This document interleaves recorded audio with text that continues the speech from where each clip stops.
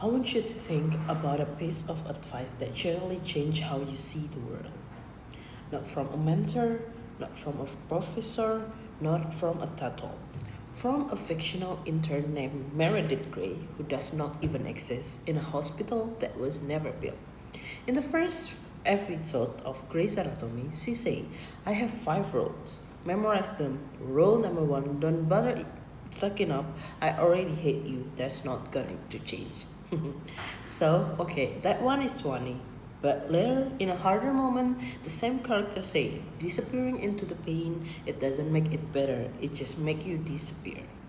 21 season, million of viewers across the world, and somehow, in that fictional Seattle hospital, people keep finding something very real. I start asking myself, what exactly are we finding there? Fiction does not teach us about emotion by explaining them. It teaches us by making us feel them safely, repeatedly, from 1,000 different perspectives.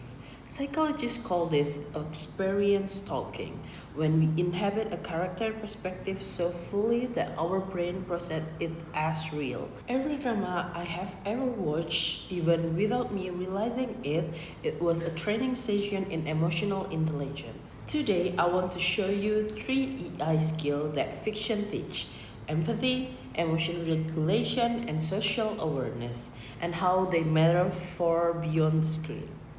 Empathy is not pity. It is not saying I understand. It is the ability to enter someone else's reality without losing your own. In hospital playlists, 5 doctors are best friends. One of them, named Song Hua, learns a patient she has treated for years has been hiding the severity of his condition from his family. She doesn't lecture him. She doesn't fix it. She sat with him in his fear and say, I'm going to be angry at you for a while, but I'm also going to be here with you. That scene taught me something a leadership textbook never could. Empathy sometimes means holding two contradictory feelings at the same time: frustration and compassion, honest and grace. Research by Raymond Marr at York University found that people who read more fiction score significantly higher on tests of social cognition, which is the ability to read emotion in others. We are not just entertained, we are practiced. The second skill is emotion regulation, the ability to feel an intense emotion without being consumed by it. Think about Grey's Anatomy, or if you prefer Korean drama, think about the trauma code, where a surgeon works in a chaotic emergency with life on line every minute. What we watch episode after episode is not the absence of fear or grief. It is characters choosing what to do with those emotions under pressure.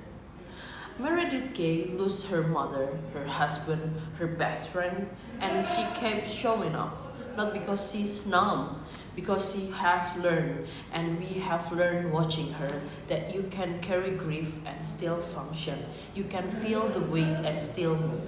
In It's Okay Not to Be Okay, the main character, Moon Young, say pain is inevitable, but suffering is optional. That is not just a beautiful line, that is the definition of emotion regulation.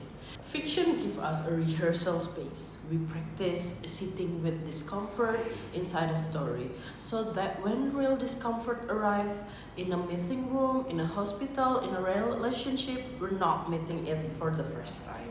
The third skill is social awareness. Reading the room, understanding group dynamics, recognizing what is unsaid.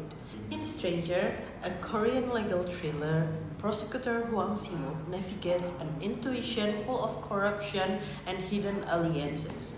He cannot afford to misread anyone. Or in juvenile justice, Judge Sim Eun-sok must look at a child who has committed a crime and ask, what procedure this person, what am I not seeing? This character models something critical: the best leader and the best human, and the one who are perpetually curious about what they might be missing. They ask, what is this person not saying? What is the silent communication? What does this group need that no one has said out loud yet? The curiosity is social awareness, and drama after drama has been quietly trained us to ask those questions. I'm Vika, I'm a MBA student. I did not expect my most relevant training in leadership and understanding emotional intelligence to come from a TV screen, but the evidence is clear, and my own experience confirm it. The story we choose to enter make us more capable of entering the story of real people. So the next time someone tells you that watching drama is a waste of time, tell them that you are doing your emotional intelligence homework.